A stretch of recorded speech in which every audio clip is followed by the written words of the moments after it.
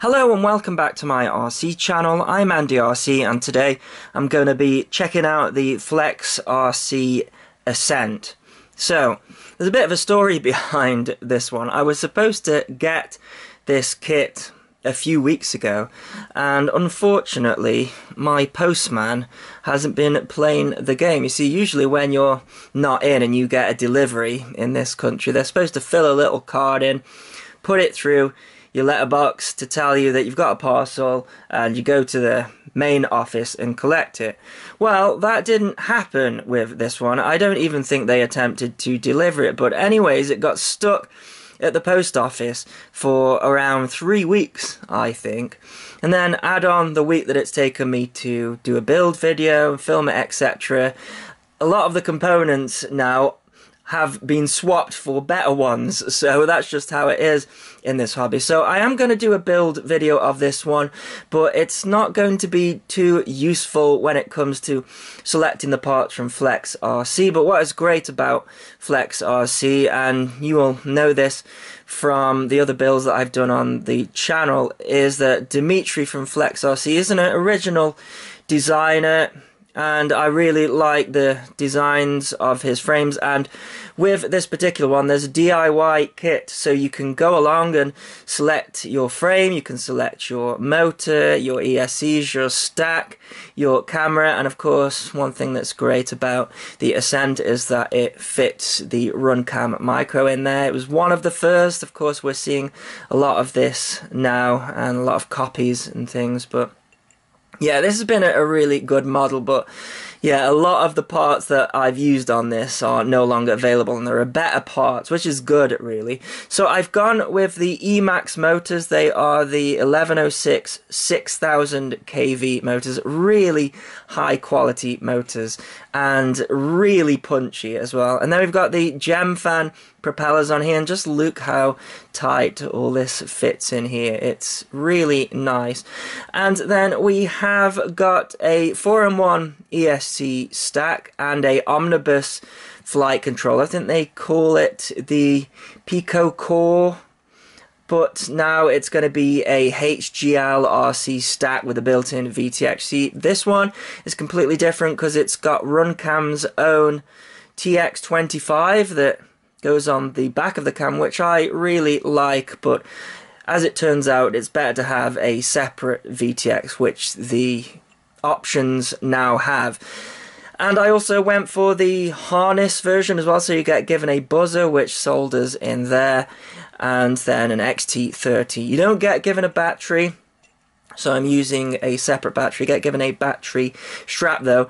And the receiver in this one, this is interesting as well. This is a receiver called the U-Sky receiver, and it's a D8 S-Bus receiver, but it runs off 3.3 volts, which I've not seen before. It's designed for a tiny whoop, but again, now I think Dimitri has switched these out for an XM Plus, which is better for this form factor. I mean, this is good, but it's only really useful for a tiny whoop, and it's got a really odd way to bind it. You have to ground a wire to another wire, and yeah, it's not very simple to do. So I'm glad that all of that has changed, but despite that, this has turned out to be a fantastic model. In fact, one of my favorite models, one of the most powerful models out there, I think, that you could get for this size. It weighs 115 grams with a battery, but these motors are just so powerful. Yeah, I think the motors are the star with this. And of course we've got the higher quality camera.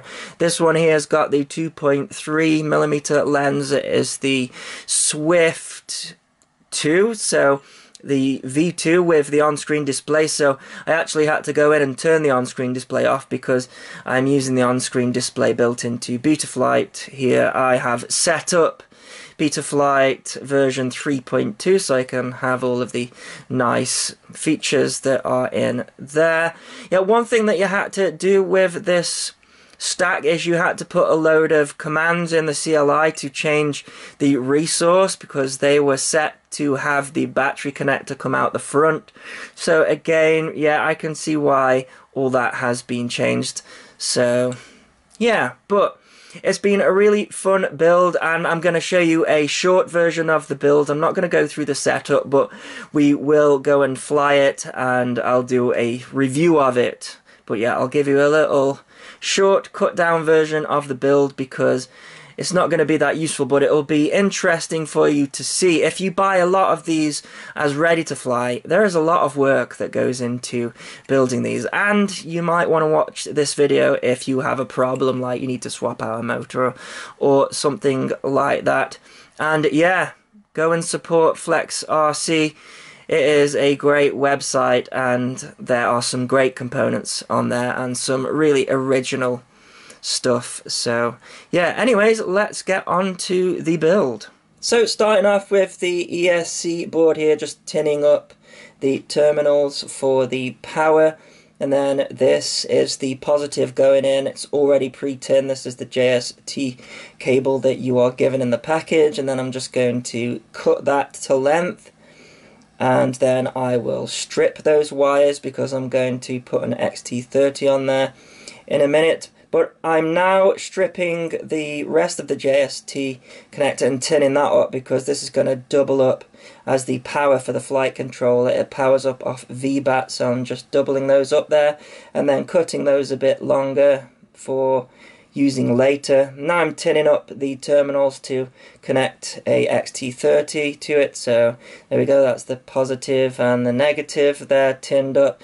Now I'm taking some 4mm heat shrink and just putting that down the wires there, and then just soldering in the positive and then the negative, and then I'm moving the tubing up, and then I'll take a flame to that just to shrink it all up nicely.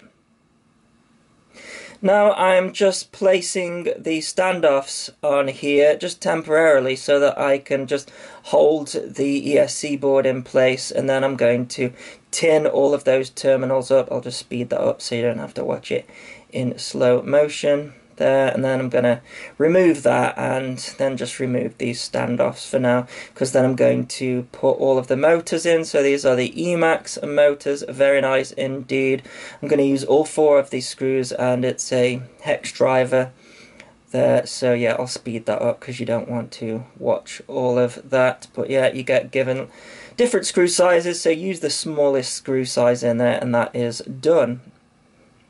So next I am putting these standoffs in there. They are 5mm standoffs, and now I'm going to cut the motor wires to length. I'm just going to solder them straight here, and then I can make any changes later in BL-Hali if I need to. And it's interesting to note as well, you actually have to put a load of commands in the CLI with this particular board because the resource is in the wrong order to have the battery connector coming out of the back, but I'm not sure they're going to be selling this system for much longer. Like I say, it's going to be a different stack, so you probably don't need to worry about that. But yeah, now I'm using my Eclipse tool here to strip all of the wires. Very nice tool indeed.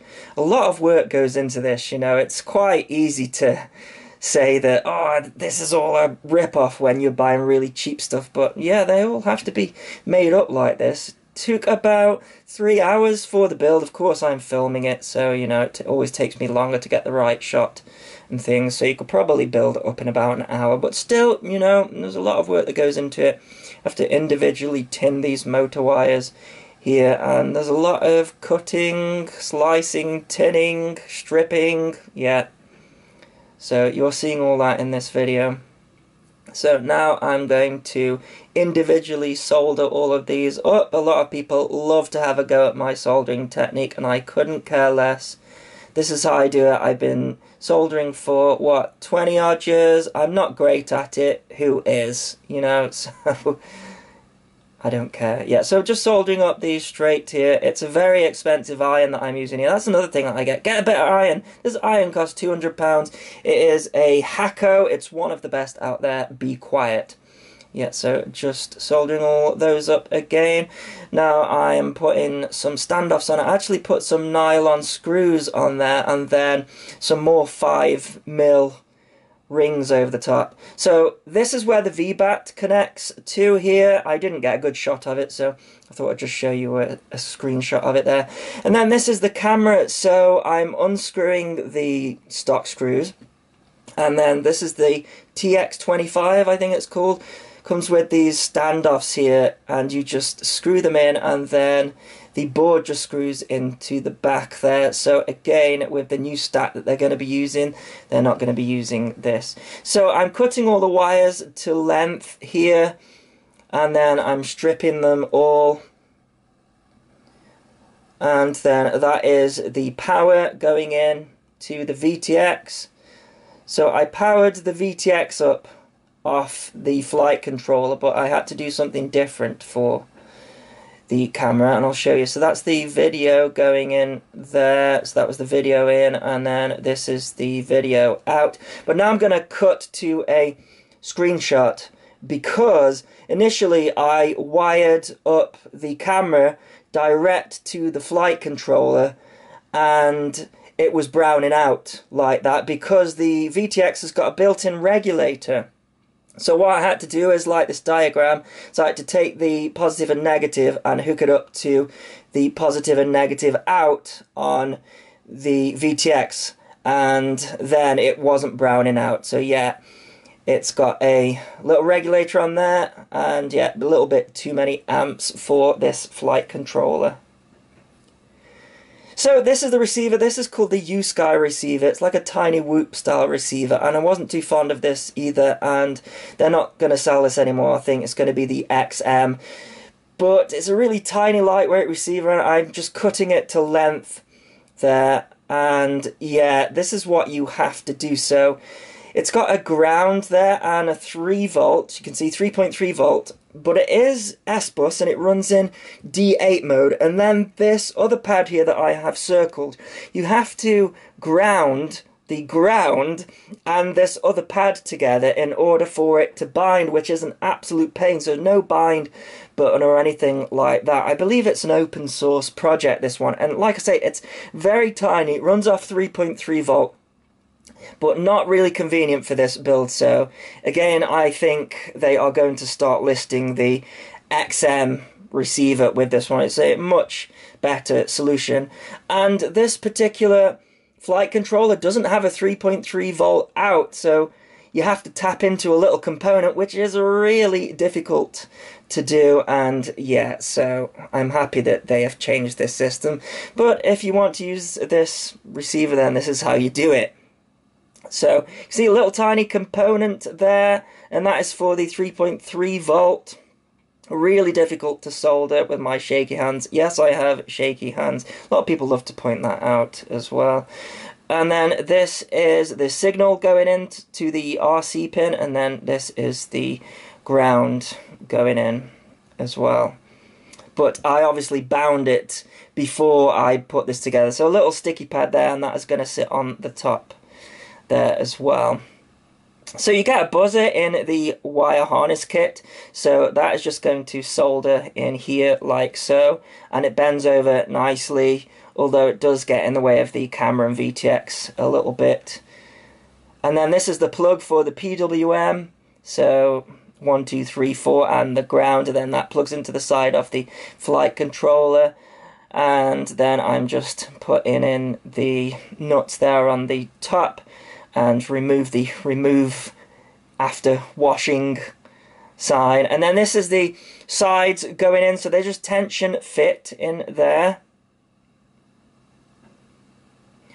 and that goes in there nicely. Then you get these nylon standoffs but with metal screws, so be careful not to tighten them up too tight, otherwise yeah, you'll lose the thread. So that goes in there like that, and then we've got one at the back again. A really nice frame, a really nice kit, but like I say, I don't think this is going to be the kit that you will get if you buy it now, thanks to the postman.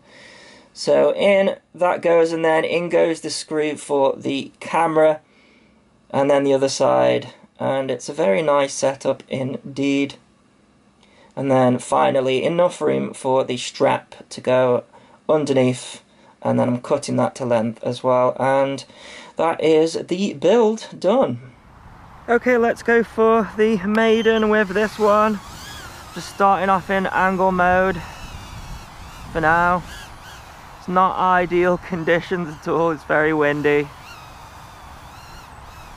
So I always start off in angle mode for the maiden, just in case there's any issues, but everything seems fine. So let's go for a punch. Wow. Yeah, bags of power there. So this is a 550 milliamp 3S. And look at that. So I've got really low gains selected here, and it will probably require a different tune because of the shape of the frame. But I've started with really low gains because that's usually what you need on a 3S with a little microcopter. This thing is just bonkers. Let's try acro. Oh, it seems alright. But what I'll do after the line of sight is I'll spend a little bit of time tuning it specifically for a 3S battery, and then I'll overlay the PIDs. I'm not sure how many flights I'm gonna get done with it because of the weather and the light. Only a few hours of light this time of the year. Actually, this initial tune that I put on seems pretty good. Loads of punch, and hopefully not too much amp draw. I'm not hearing the buzzer go off at the top of the throttle, which is always a good sign. It's not too loud, but not too quiet either. Wow, power delivery is really, really smooth. I think this is going to be a good one.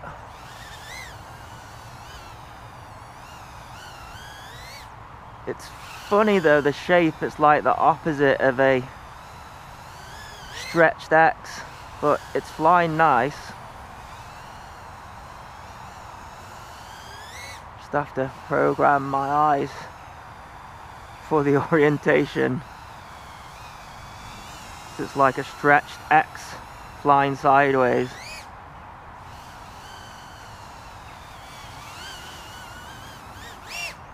But I really like it so far. Okay. Let's come in for a landing, and I'll do a few flights with it, tune it, and then do some FPV. Okay, so here is some DVR footage taken from my Fat Shark Dominator HD3s, and I nearly hit some birds there. Did you see that? I didn't notice that while I was flying. So, yeah, I'm using the Realac Pro Plus diversity module here, and oh, that is such a good piece of equipment. I need to do a separate video on that. Been really impressed with that.